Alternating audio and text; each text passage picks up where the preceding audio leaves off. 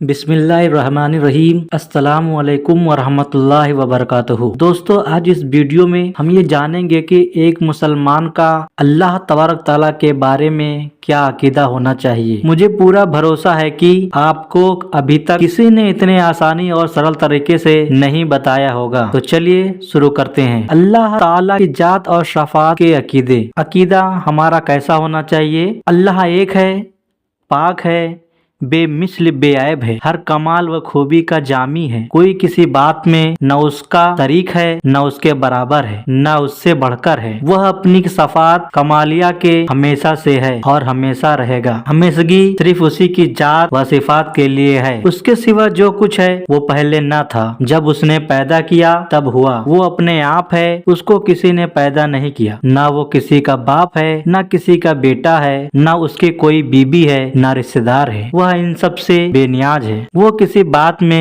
کسی کا محتاج نہیں اور سب اس کے محتاج ہیں۔ روزی دینا، مارنا، جلانا اسی کے اختیار میں ہے۔ وہ سب کا مالک ہے، جو چاہے کرے، اس کے حکم میں کوئی دم نہیں مار سکتا، بنا اس کے چاہے ذرہ نہیں ہل سکتا۔ وہ ہر کھلی چھپی ہونی انہونی کو جانتا ہے، کوئی چیز اس کے علم سے باہر نہیں۔ دنیا جہان سارے عالم کی ہر چیز اسی کی پیدا کی ہوئی ہے، سب اس کے بندے ہیں۔ وہ اپنے بندوں پر ماں باپ سے بھی زیادہ مہربان، رحم کرنے والا، گناہ بخشنے والا اور توبہ قبول فرمانے والا ہے۔ اس کی پکڑ نہایت ہی سخت ہے، جس سے بے اس کے چھڑائے کوئی چھوٹ نہیں سکتا۔ عزت ذلت سب اسی کے اختیار میں ہے، جسے چاہے عزت دے، جسے چاہے ذلیل کرے۔ مال دولت سب اسی کے اختیار میں ہے، جسے چاہے مال دے اور جسے چاہے فقیر کرے۔ ہدایت اور گمراہی سب اسی کے جانب سے ہے، جسے چاہے ایمان نصیب ہو، جسے چاہے گمراہی میں مبتلا ہو۔ وہ جو کرتا ہے حکمت ہے، انصاف ہے، بندوں کے سمجھ میں آئے یا نہ آئے، اس کی نعمتیں، اس کا احسان بے انتہا ہے۔ وہی اس لائق ہے کہ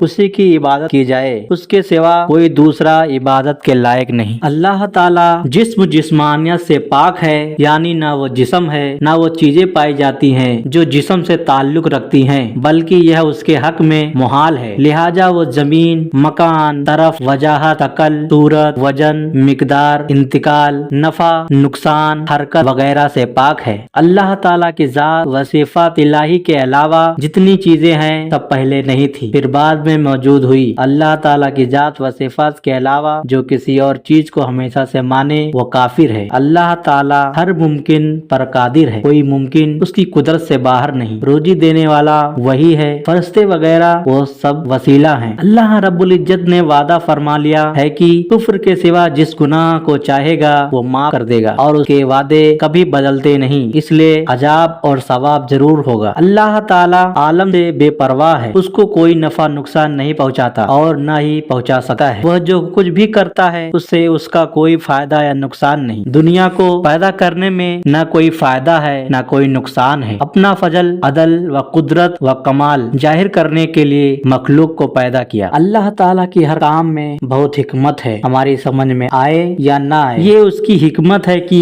دنیا میں ایک چیز کو دوسری چیز کا سبب ٹھہرایا، آگ کو گرمی دی اور پانی کو سردی پہنچانے کا سبب بنایا، آنکھ کو دیکھنے کا اور کان کو سننے کا سبب بنایا۔ اگر وہ چاہے تو آگ سردی اور پانی گرمی دے، آنکھ سنے اور کان دیکھے۔ خدا کے لیے ہر عیب و نقص محال ہے، جیسے جھوٹ، جہل، بھول، ظلم، بے حیائی وغیرہ۔ یہ تمام برائی خدا کے لیے محال ہے، اور جو یہ مانے خدا جھوٹ بول سکتا ہے لیکن بولتا نہیں، تو گویا وہ یہ مانتا ہے کہ خدا عیبی تو ہے لیکن اپنا عیب چھپائے رہتا ہے۔ تو پھر ایک جھوٹ پر ہی کیا ختم؟ ہر برائیوں کا یہی حال ہوگا کہ اس میں تو ہے لیکن وہ کرتا نہیں، جیسے ظلم، چوری، زنا، تناسل وغیرہ۔ خدا کے لیے کسی نقص و عیب کو ممکن جاننا خدا کو عیبی ماننا ہے، بلکہ خدا کا ہی انکار کرنا ہے۔ ایسا عقیدہ رکھنے والا کافر ہے۔ اللہ تعالیٰ ایسے گندے عقیدے سے ہر آدمی کو بچائے رکھے، آمین۔